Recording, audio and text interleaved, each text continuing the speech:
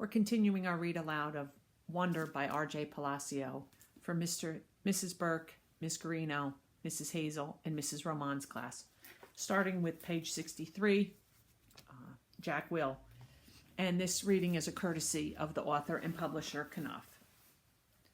I hung out with Jack in homeroom, English, history, computer, music, and science, which were all the classes we had together.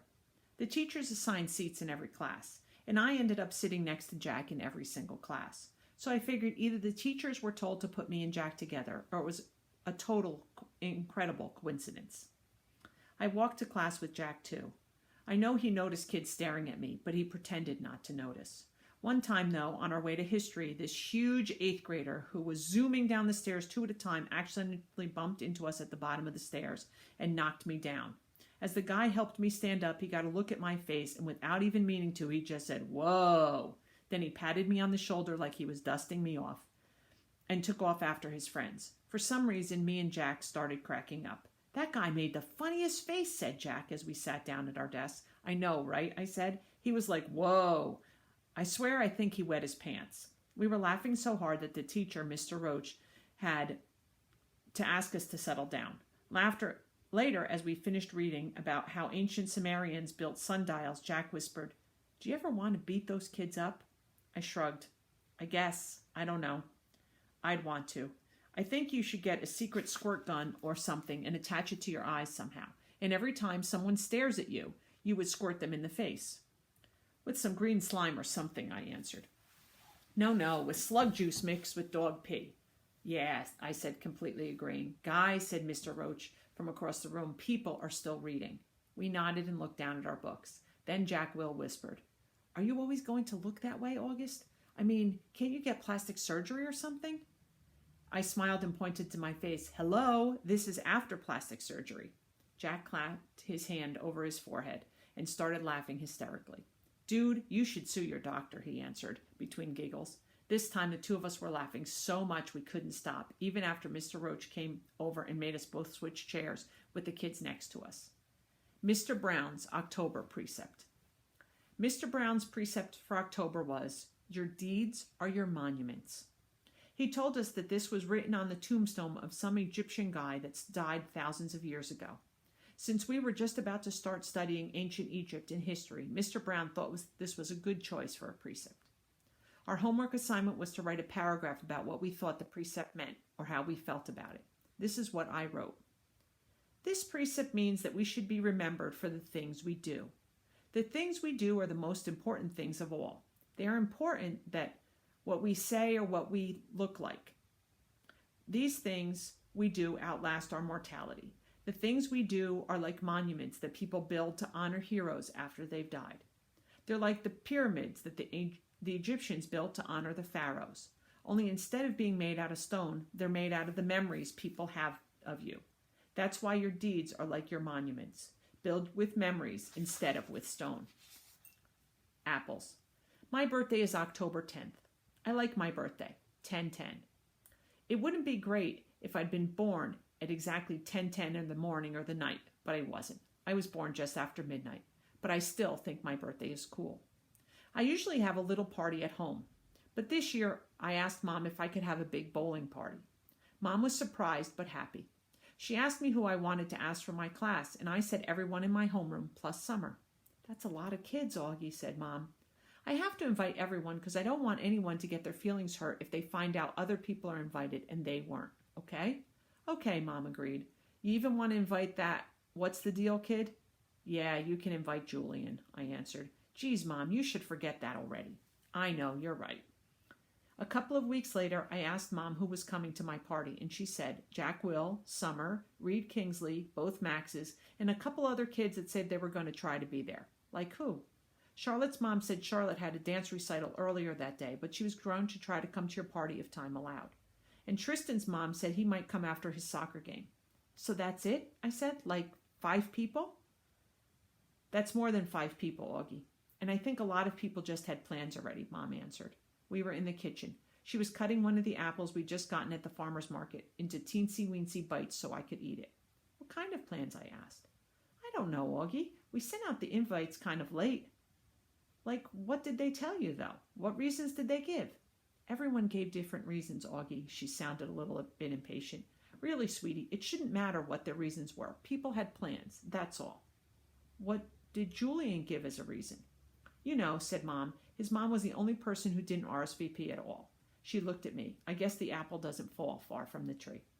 I laughed because I thought she was making a joke, but then I realized she didn't. She wasn't. What does that mean? I asked. Never mind. Now go wash your hands so you can eat. My birthday party turned out to be much smaller than I thought it would be, but it was still great. Jack, Summer, Reed, Tristan, and both Maxes came from school. And Christopher came too, all the way from Bridgeport with his parents. And Uncle Ben came, and Aunt Kate and Uncle Poe drove in from Boston, though Tata and Papa were in Florida for the winter. It was fun because all the grown-ups ended up bowling in the lane next to us, so it really felt like there were a lot of people there to celebrate my birthday. Halloween. At lunch the next day, Summer asked me what I was going to be for Halloween.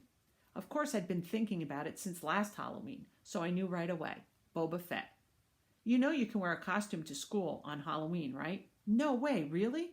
So long as it's politically correct. What, like no guns and stuff? Exactly. What about blasters? I think a blaster's like a gun, Augie. Oh man, I said, shaking my head. Boba Fett had a blaster. At least we don't have to come in character like a book anymore. In the lower school, that's what you have to do. Last year, I was the Wicked Witch of the West from The Wizard of Oz. But that's a movie, not a book. Hello, Summer answered. It was a book first. One of my favorite books in the world, actually. My dad used to read it to me every night in the first grade. When Summer talks, especially when she's excited about something, her eyes squint like she's looking right at the sun. I hardly ever see Summer during the day, since the only class we have together is English. But ever since that first lunch at school, we sat at the summer table every day together, just the two of us. So what are you going to be? I asked her. I don't know yet. I know what I really want to go as, but I think it might be too dorky. You know, Savannah's group isn't even wearing costumes this year. They think we're too old for Halloween. What? That's just dumb. I know, right? I thought you didn't care what the other girls think. She shrugged and took a long drink of her milk. So what dorky things do you want to dress up as? I asked her, smiling. Promise not to laugh? She raised her eyebrows and her shoulders embarrassed. A unicorn. I smiled and looked down at my sandwich. Hey, you promised not to laugh, she said. Okay, but you're right. That is too dorky. I know, she said, but I have it all planned out. I'll make the head out of paper mache and paint the horn gold and make the mane gold too. It would be so awesome. Okay, I shrugged. Then you should do it. Who cares what other people think, right? Maybe what I'll do is just wear it for the Halloween parade, she said, snapping her fingers, and I'll be like a goth girl for school. Yeah, that's it. That's what I'll do. Sounds like a plan, I nodded. Thanks, Augie, she giggled. You know, that's what I like best about you. I feel like I can tell you anything. Yeah, I answered, nodding. I gave her the thumbs up sign. Cool beans. School pictures. I don't think anyone will be shocked to learn that I didn't want to have my school picture taken on October 22nd. No way. No thank you. I stopped letting anyone take pictures of me a while ago. I guess you could call it a phobia. Actually, it's not a phobia. It's an aversion, which is a word I had just learned in Mr. Brown's class. I have an aversion to having my picture taken. There, I used it in a sentence. I thought Mom would try to get me to drop my aversion to having my picture taken for school, but she didn't. Unfortunately, while I managed to avoid having the portrait taken, I couldn't get out of the being part of the class picture. Ugh. The photographer looked like he had sucked on a lemon when he saw me. I'm sure he thought I ruined the picture. I was one of the ones in the front sitting down. I didn't smile, not that anyone could tell if I had. The cheese touch. I noticed not too long ago that even though people were getting used to me, no one would actually touch me. I didn't realize this at first because it's not like kids go around touching each other that much in middle school anyway. But last Thursday in dance class, which is like my least favorite class, Miss Atambi, the teacher, tried to make Zemin Chen be my dance partner. Now, I've never actually seen anyone have a panic attack before, but I've heard all about it. And I'm pretty sure Zemina had a panic attack at that second. She got really nervous and turned pale and literally broke into a sweat within a minute. And then she came up with some lame excuse about really having to go to the bathroom. Anyway, Miss Atambi let her off the hook because she ended up not making anyone dance together. Then yesterday in science elective, We were doing this cool mystery powder investigation where we had to classify a substance as an acid or a base. Everyone had to heat their mystery powders on a heating plate and make observations. So we were all huddled around the powders with our notebooks. Now there were our 8 kids in the elective, and some of them were squished together on one side of the plate, while one of them, me, had loads of other room on the other side. So of course I noticed this, but I was hoping Ms. Rubin didn't notice this, because I didn't want her to say anything. But of course she did notice this, and of course she said something. Guys, there's plenty of room on that side of the table. Tristan, Nino, go over there, she said. So Tristan and Nino scooted over to my side. Tristan and Nino have always been okay nice to me. I want to go on record as saying that. Not super nice, like they go out of their way to hang out with me, but okay nice. Like they even say hello to me and talk to me like normal. But they didn't even make a face when Ms. Rubin told them to come to my side, which a lot of kids do when they think I'm not looking. Anyway, everything was going fine until Tristan's mystery powder started melting. He moved his foil off the plate just as my powder began to melt too, which is why I went to move mine off the plate. And then my hand accidentally bumped his hand for a fraction of a second. Tristan jerked his hand away so fast he dropped his foil on the floor while also knocking everyone else's foil off the heating plate. "Tristan!" yelled Mrs. Rubin. But Tristan didn't even care about the spilled powder on the floor or that he ruined the experiment. What he most concerned about was getting the lab sink to wash his hands as fast as possible. That's when I knew for sure that there was this thing about touching me at Beecher Prep. I think it's like the cheese touch in the Diary of a Wimpy Kid. The kids in that story were afraid they'd catch cooties if they touched the old moldy cheese on the basketball court. At Beecher Prep, I'm the old moldy cheese. Costumes. For me, Halloween is the best holiday in the world. It even beats Christmas. I get to dress up in a costume. I get to wear a mask. I get to go around like every other kid with a mask and nobody thinks I'm weird. Nobody takes a second look. Nobody notices me. No one knows me. I wish every day could be Halloween. We could all wear masks all the time. Then we could walk around and get to know each other before we got to see what it would look like underneath the masks. When I was little, I used to wear an astronaut helmet where I went. To the playground, to the supermarket, to pick up Via from school. Even in the middle of the summer, though it was so hot my face would sweat. I think I wore it for a couple of years, but I had to stop wearing it when I had my eye surgery. I was about 7, I think. And then we couldn't find the helmet after that. Mom looked everywhere for it. She figured that it had probably ended up in Gran's attic, and she kept meaning to look for it, but then I'd gotten used to not wearing it. I have pictures of me in all my Halloween costumes. My first Halloween, I was a pumpkin. My second, I was Tigger. My third, I was Peter Pan. My dad dressed up like Captain Hook. My fourth, I was Captain Hook. My dad dressed up as Peter Pan. My fifth, I was an astronaut. My sixth, I was Obi-Wan Kenobi. My seventh, I was a clone trooper. My eighth, I was Darth Vader. My ninth, I was the bleeding Scream, the one that has fake blood oozing out over the skull mask. This year, I'm going to be Boba Fett. Not Boba Fett, the kid in Star Wars Episode 2, Attack of the Clones, but Boba Fett, the man from Star Wars Episode 5, The Emperor Strikes Back. Mom searched everywhere for the costume, but couldn't find one in my size, so she bought me a Jango Fett costume, since Jango Fett was Boba's dad and wore the same armor, and then painted the armor green. She did some other stuff to make it look worn, too.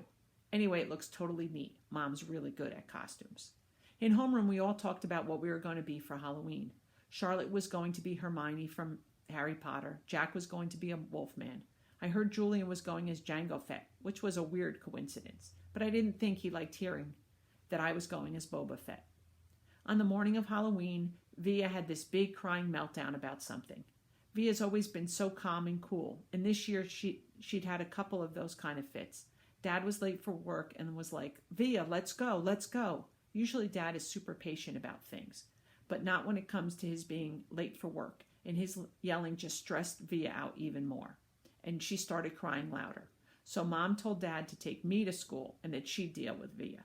Then Mom kissed me goodbye quickly before I even put on my costume and disappeared into Via's room. "Augie, let's go now," said Dad. "I have a meeting I can't be late for." "I haven't put on my costume yet." "So put it on already. 5 minutes. I'll meet you outside." I rushed to my room and started to put on my Boba Fett costume, but all of a sudden I didn't feel like wearing it. I'm not sure why. Maybe because it had all of these belts that needed to be tightened, and I needed somebody's help to put it on. Or maybe it was because it still smelled a little like paint. All I knew was that it was a lot of work to put the costume on, and Dad was waiting, and he would get super impatient if I made him late. So at the last minute, I threw on the bleeding scream costume from last year. It was such an easy costume, just a long black robe and a big white mask. I yelled goodbye from the door on my way out, but Mom didn't even hear me. I thought you were going as Jango Fett, said Dad when I got outside. Boba Fett. Whatever, said Dad. This is a better costume anyway. Yeah, it's cool, I answered.